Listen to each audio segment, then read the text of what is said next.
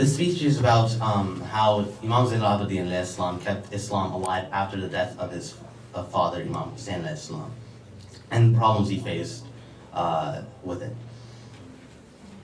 It will be recalled that Yazid had given the Imam his freedom to return to his home in Medina, not out of love, but of fear. The Imam, however, was still not out of danger. The Imam, therefore, had to find a way to preach the true message of Islam without appearing to be working against the government. This problem became even more difficult as Muslims throughout the empire began to rise against Yazid. For example, Abdullah ibn Zubayr declared himself the ruler of Mecca. In 63 after Hijrah, the Muslims of Medina drove away Yazid's governor from Medina and appointed a man of their own choice in his place. To save his crown, Yazid turned to using force. He decided to kill anyone who opposed him. The Imam had to place himself in such a position that no one could say he was also amongst those plotting to overthrow Yazid. Otherwise, the Imam would not be able to complete the mission of saving Islam from its enemies. He would either be imprisoned again or even be killed. Who would then be there to serve Islam the way Allah wished to be served? How the Imam kept the mission of Islam alive without angering the government. When the martyrdom was necessary to keep Islam alive, Imam Hussain publicly opposed Yazid and gave his life. When silence became necessary to keep Islam alive, Imam Zain al-Abidin retired in his house to serve Islam in the best way possible. From 62 after Hijrah to 95 after Hijrah, when he left this world, Imam Zain al-Abidin led a quiet life, preaching true Islam in two ways. Firstly, he kept alive the message of Imam Hussain regarding Islam through mourning. There was not a day that passed without the Imam crying in memory of his father, Imam Hussain, and others who gave their lives in Karbala. He encouraged his followers also to regard it as their duty to remember the martyrs of Karbala as often as they could. The first time he entered Medina when returning from Damascus, he laid down the tradition of mourning for Imam Hussain. He pitched a tent outside Medina, and wearing the mourning dress, he let the Muslims of Medina know what was expected from them then onwards. A man by the name of Noman went to Medina 3 years after the event of Karbala. He saw the Imam standing near the grave of the Prophet, weeping and complaining to the Prophet about the ill treatment that Imam Hussain and the other members of the Prophet's family had received from the Bani Umayyah. The Imam remained in this position until he fainted and was taken back by his followers to his house. Noman went to the Imam's house, then asked the Imam what the most difficult time he had to face in Karbala and during his imprisonment to Kufa and Damascus was. The Imam said, Asham, Asham, Asham, and then explained that in Sham, the family of the Prophet was treated like animals and presented to the court of Yazid like slaves. In this way, people of Medina were to see him mourning for his father from then till his death, some 35 years later. It is reported that when the Imam saw water, he would weep, remembering the thirst of the martyrs of Karbala. When he saw a goat or a sheep being slaughtered, he would ask the slaughterer if he fed the animal and given it water. On being assured that this had indeed been done, the Imam would weep, saying that his father and other martyrs of Karbala were slaughtered hungry and thirsty of 3 days. He held regular mourning sessions in his house. Those who attended these sessions would then be served with food in the name of his father, Imam Hussain al-Islam. One day somebody told him, "O son of Allah's messenger, up to when would you weep like this?" The Imam replied, "O servant of Allah, Prophet Yaqub had 12 sons, but only one of them, Yusuf, was taken away from him. He wept so much and for such a long time that his eyes turned white, his hair turned gray, and his back went bent, although his son Yusuf was still alive. Whereas I watched my father, my brother, and 17 members of my family being slaughtered all around me. How could my sorrow come to an end?" Imam Zain al-Abidin, through such mourning sessions, let the world know the reason why it was necessary for Imam Hussain to sacrifice his life, but not accept Yazid as the rightful ruler of the Muslims. The plot of Yazid and his family of Bani Umayyah to destroy Islam was brought out into the open through the Imam weeping for his father. The second most important thing that the Imam did after returning from Damascus was to spend a lot of time in praying to Allah. People liked the Imam's company and wanted to follow him, but Yazid's men used to kill anyone they found showing attachment to the Imam, and the Imam wanted to protect the people. Therefore, the Imam preached his teaching in the form of du'as, or supplications, so people could get the required guidance to follow Islam. As he would read these supplications and then teach them to his sons, Imam Muhammad Buturab and Hazrat Zaidi, these supplications were later compiled in a book called Qamber, the complete book. This book is also known by other names such as Sajjadiyah, the book of Sajjad being another name of Imam Zain al-Abidin. It also means one who spends a lot of time in sajda. With the help of these du'as, Imam Zain al-Abidin al-Islam taught Muslims not only how to pray to Allah, but also what the essence of Islam is. The major elements of religion are also contained in these du'as. Moreover, the du'as teach us who Allah is, and who the Prophet is, and what kind of life we should lead. For example, in the du'a called Mukrimul Akhlaq, the excellence of character, the Imam looks at different types and qualities of behavior which make a man's character and personality, and tells his followers to have those qualities. The du'a also teaches how Muslims should link themselves to the house of the Prophet, the Ahlul Bayt. These ideas, if preached in any other form, would without any doubt invite the government of Bani Umayyah to put the Imam in trouble. But who would complain if the Imam addressed his creator Allah using du'as? In this way, through mourning for his father and praying to Allah, Imam Zain al-Abidin al-Islam kept the true message of Allah alive from the evil-minded Bani Umayyah. Salam.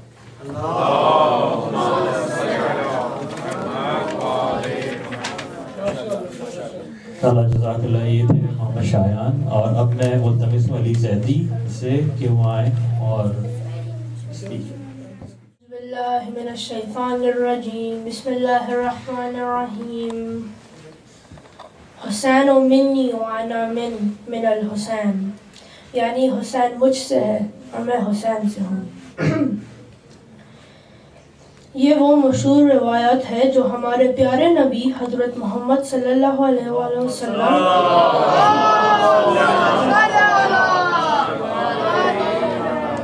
اکثر کہتے تھے. یعنی ہمارے امام حسین اور امام حسن اپنے نانا کے فرزند ہیں.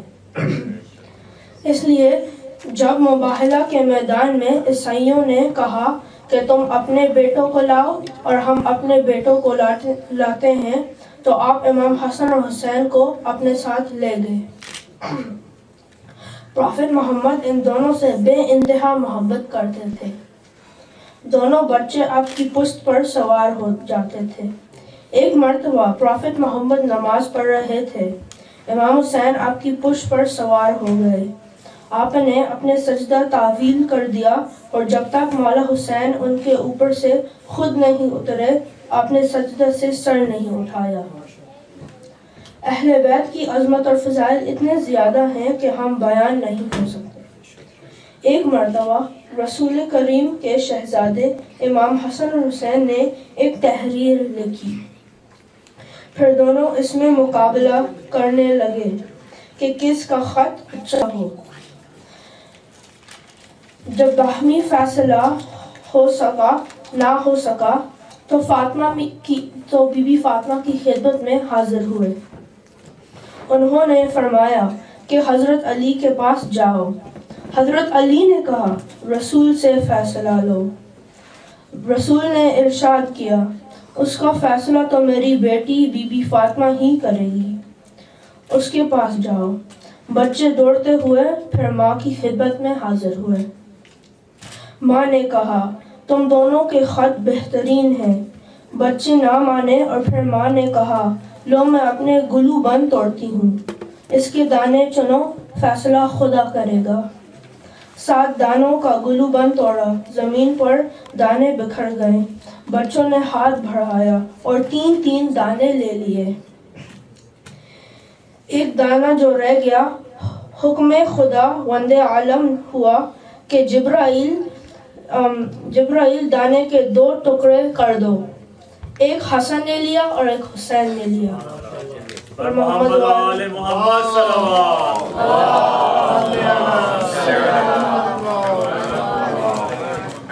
بس مومنین، شاید رسول اللہ کو معلوم تھا کہ میرا نواسا ایسے کام کرے گا جس کی وجہ سے ان کو کہنا پڑا کہ میں حسین سے ہوں.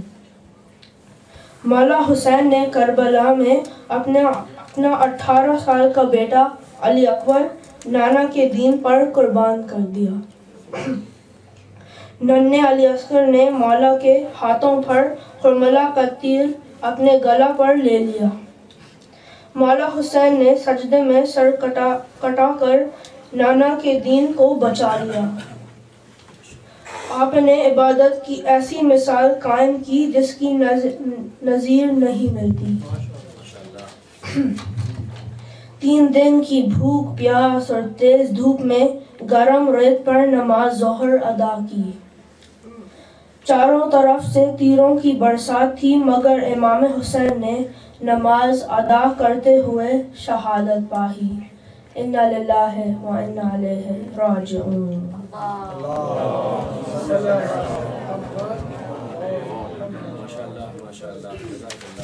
अल्लाह जज़ाकल्लाह। ये थे अली ज़ैदी। और अब आखिर में मैं मुल्तमिस हूँ हसन अली से कि वो आएँ और स्पीच करें उन पर। मोहम्मद व आले मोहम्मद सल्लल्लाहु अलैहि वसल्लम।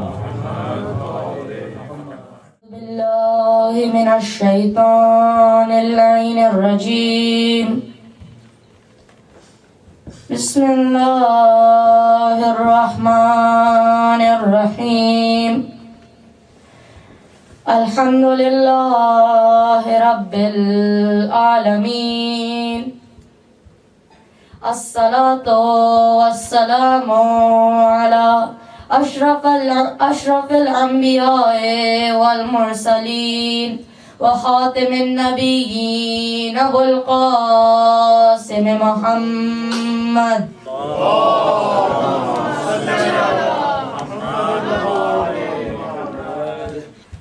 وعلى أهل بيته الطيبين الطاهرين المعصومين المظلومين، ولعن الله على أعدائهم أجمعين من يوم هذا إلى يوم الدين.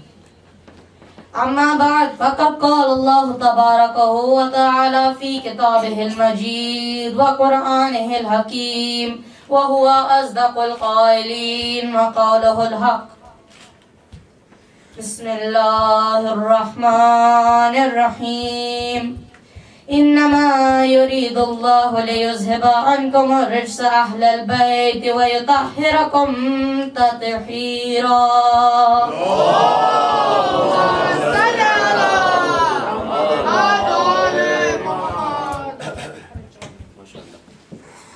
Rabata, every year we commemorate the martyrdom of Imam Hussain in the months of Muharram and Safar. We remember his martyrdom by weeping, and we also remember the martyrdom of his companions. But there's always one thing we are proud of, and that is the victory of the Battle of Karbala. The victory of Imam Hussain alayhi salam. And how great was this victory that today, as we speak, millions, 50 million, I read, that 50 million are traveling from Najaf on foot all the way to Karbala. And this victory in the Battle of Karbala was validated with one thing, and that is the martyrdom of Hazrat Ali Asghar alayhi salam. And his martyrdom confirmed, the martyrdom of Hazrat Ali Asghar alayhi salam confirmed that the battle of the Imam was against the oppressors. Durud alhamdulillah.